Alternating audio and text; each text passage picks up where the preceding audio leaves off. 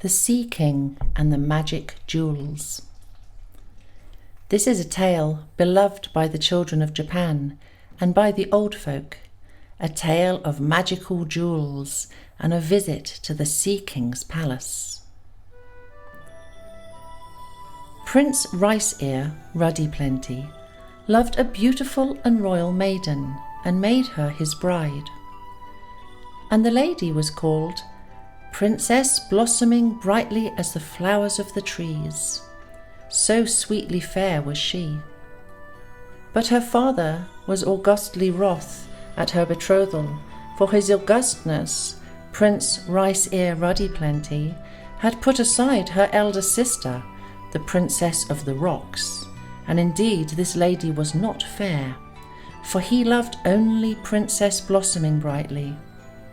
So the old king said, because of this, the offspring of these heavenly deities shall be frail, fading and falling like the flowers of the trees.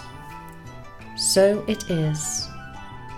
At this day, the lives of their augustnesses, the heavenly sovereigns, are not long.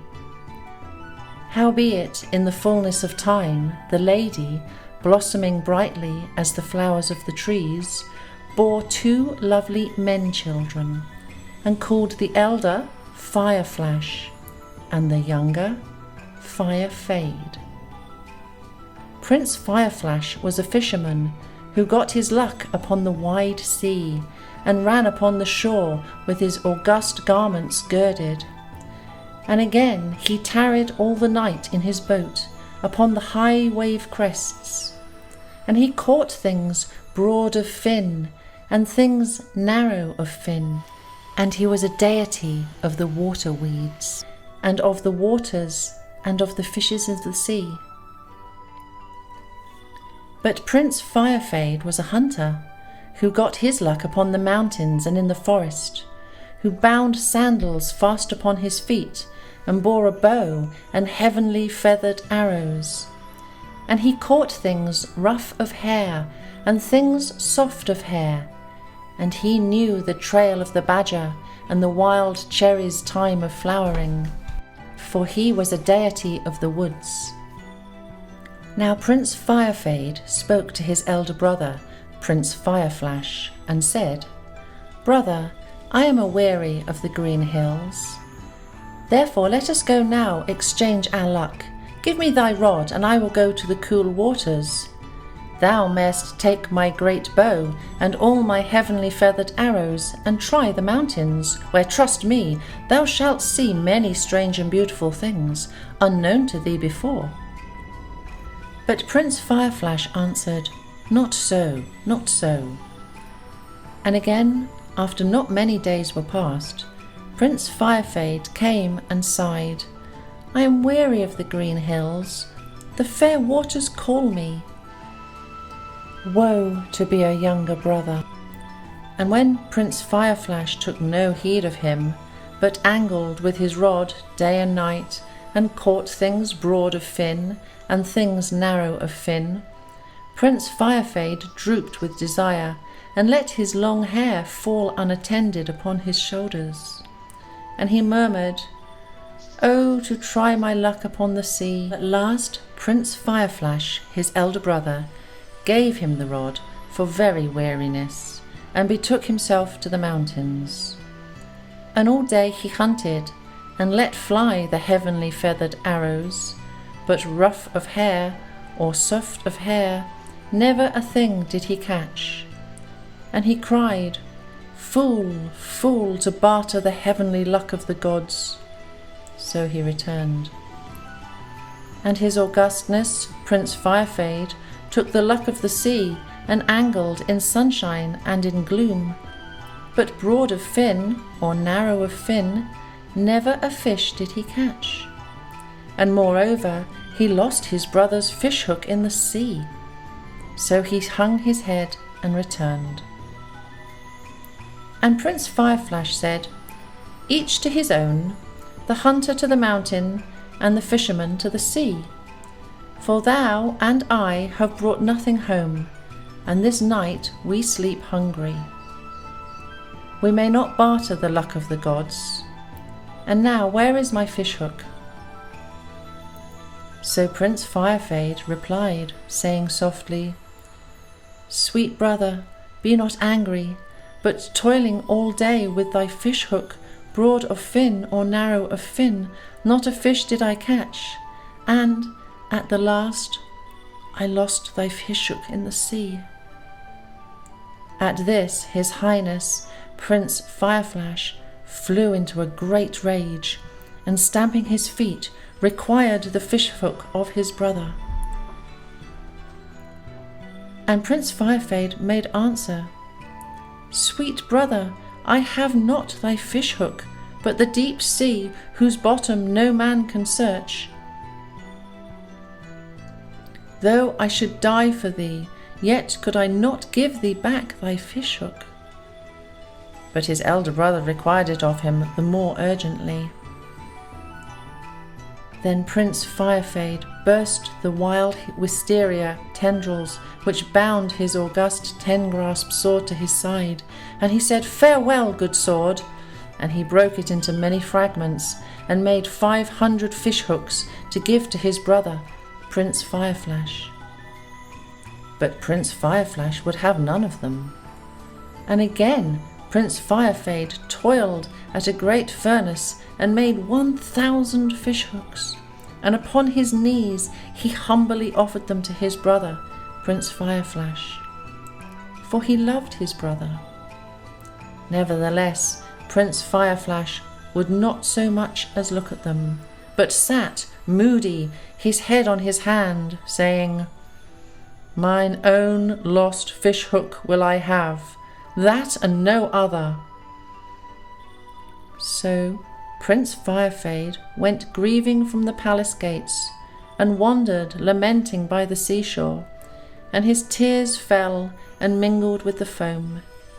And when night came, he had no heart to return homewards, but sat down, weary, upon a rock amid the salt pools. And he cried, "Alas, my brother, I am all to blame, and through my foolishness has come this upon me. But oh, my brother, together when we nursed upon the sweet breast of our mother, Princess blossoming brightly as the flowers of the trees, for almost hand in hand did we come into this world." And the moon rose so that the sea and the central land of reed plains was light, but Prince Firefade ceased not to lament. Then Shiko Tsuchi no Kami, the lord of sea salt, came with the rising tide and spoke.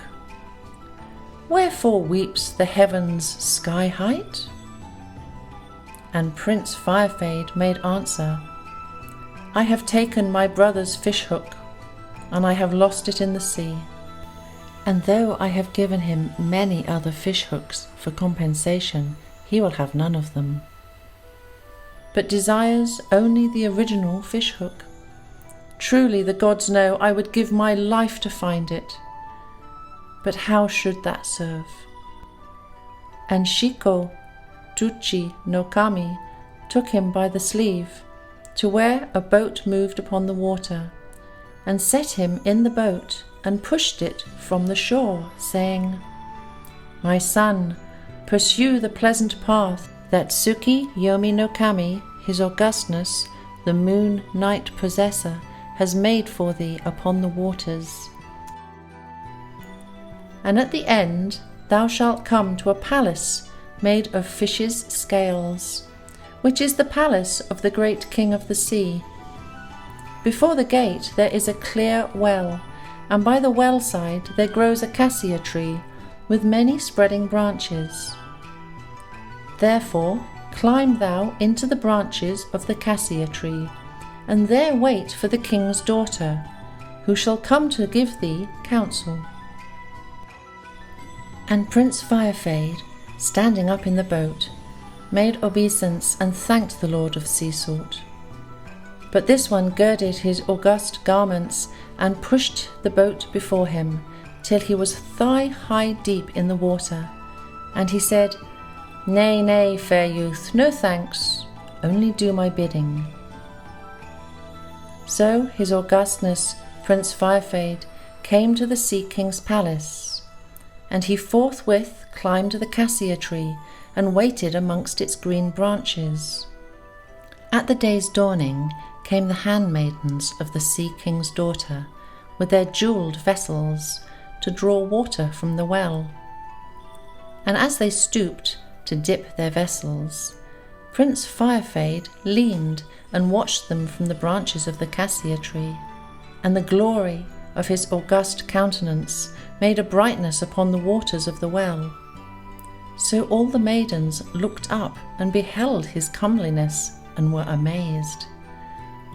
But he spoke them fairly and desired of them a little water from their vessels. So the maidens drew him water in a jewelled cup. Howbeit the jewels were clouded because of the coldness of the well water, and they presented it to him with all reverence. Then, not drinking the water, Prince Firefade took the royal jewel from his neck, and holding it between his two lips, he dropped it into the cup, and the cup he gave again to the maidens. Now they saw the great jewel shining in the cup, but they could not move it, for it clung fast to the gold. So the maidens departed, skimming the water like the little birds of the offing. And they came to the Sea King's daughter, bearing the cup and the jewel in it. And the princess, looking at the jewel, asked them, "Is there, perchance, a stranger at the gate?" And one of the maidens answered, "There is someone sitting in the branches of the cassia tree, which is by our well." And another said, "It is a very beautiful young man."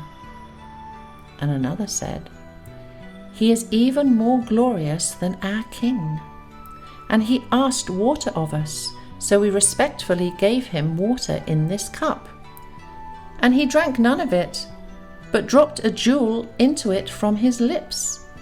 So we have brought them unto thine augustness, both the cup and the jewel."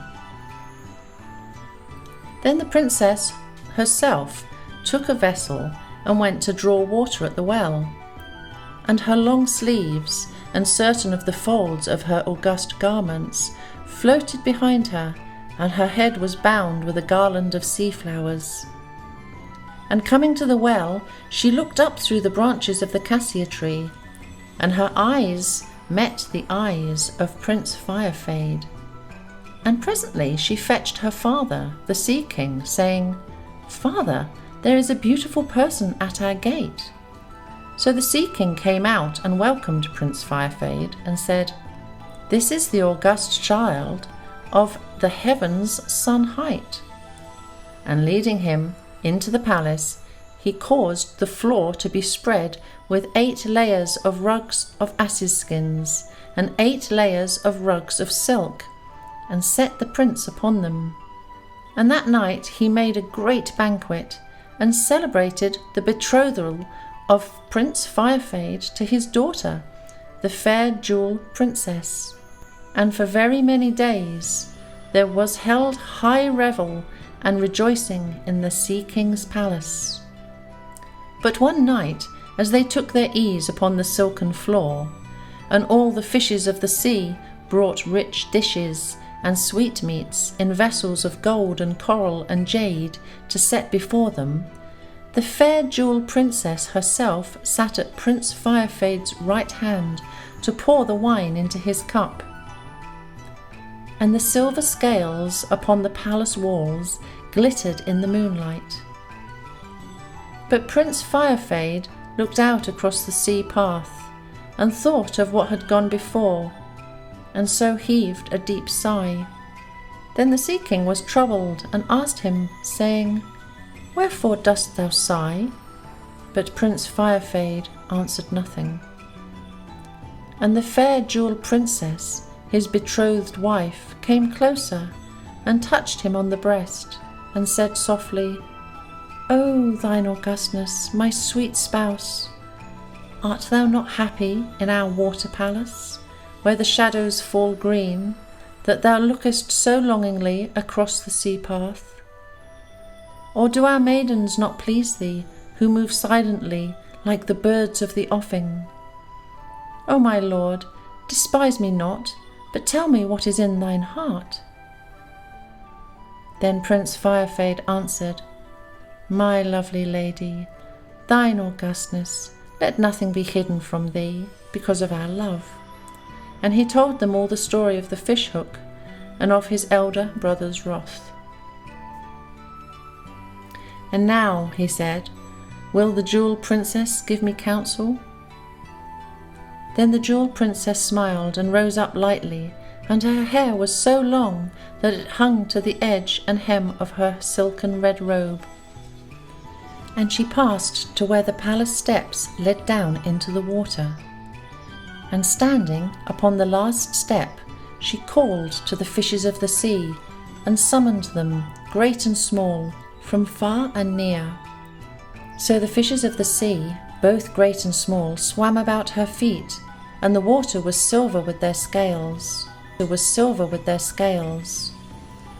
And the king's daughter cried, O fishes of the sea, find and bring me the august fishhook of Prince Fireflash.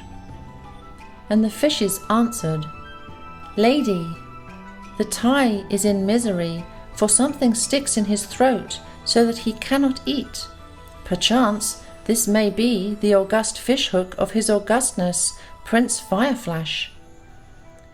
Then the princess stooped down and lifted the tie from the water, and with her white hand she took the lost fishhook from his throat. And after she had washed and dabbled it for a little, she took it to Prince Firefade, and he rejoiced and said, This is indeed my brother's fishhook. I go to restore it instantly, and we shall be reconciled, for he loved his brother. But the fair Jewel Princess stood silent and sorrowing, for she thought, Now will he depart and leave me lonely.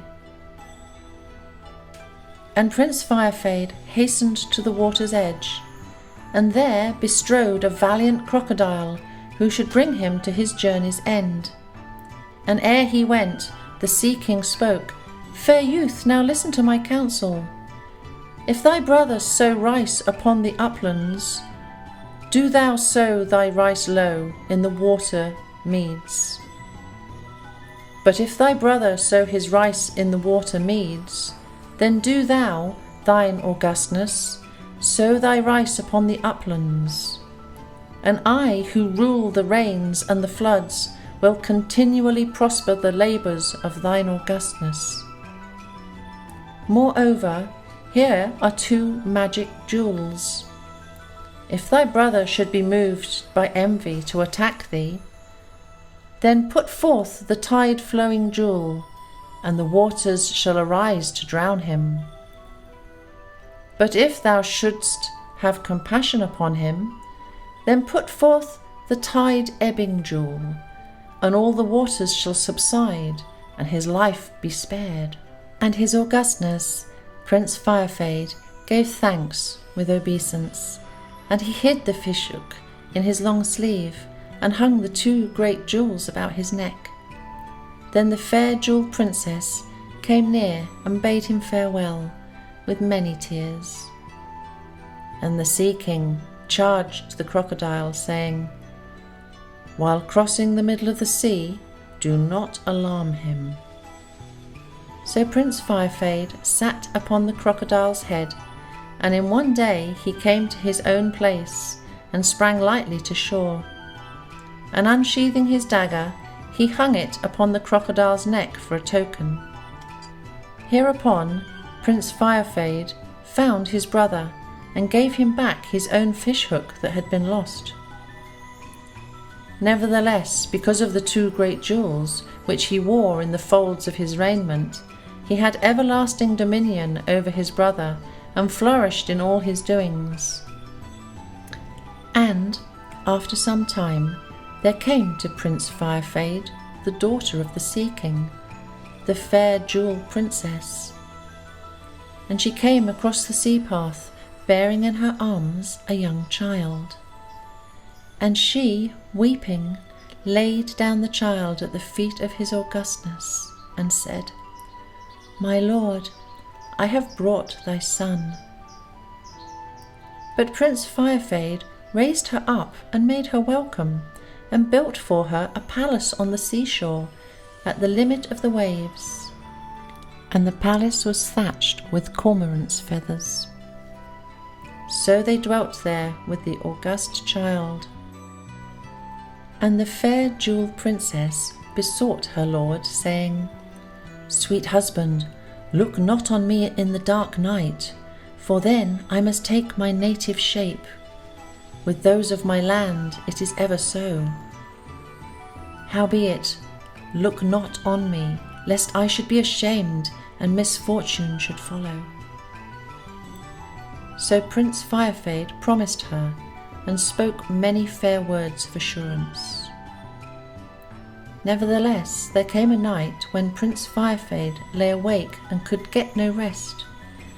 And at length, when it was very dark, before the dawn, he arose and struck a light to look upon his bride as she slept.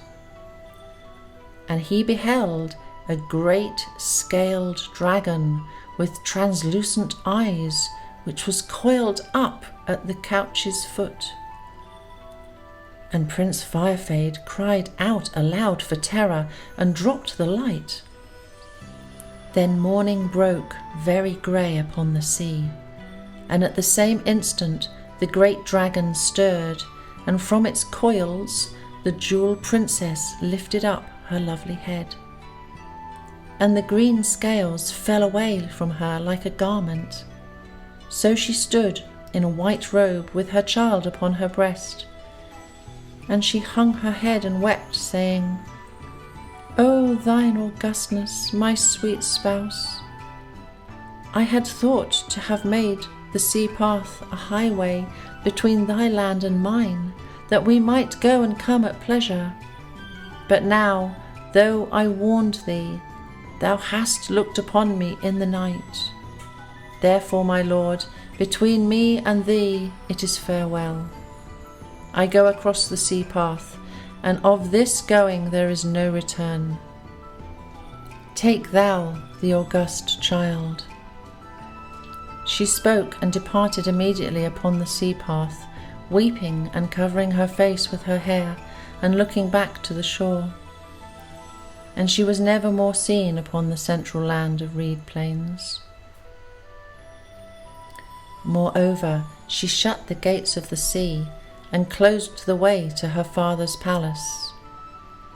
But the young maid, her sister, she sent to be a nurse to her babe, and because, for all that had been, she could not restrain her loving heart, she made a little song, and sent it to her lord by the maid, her sister. And the song said, "Oh, fair are the red jewels, and fair is the string on which they are strung. Even so, fair is my babe. But brighter far, and more renowned, are the white jewels, the jewels that are like my lord." Then her husband answered in a song which said, "As for thee, my lady, whom I took to be my bride, to the island where lights the wild duck, the bird of the offing, I shall not forget thee till the end of my life."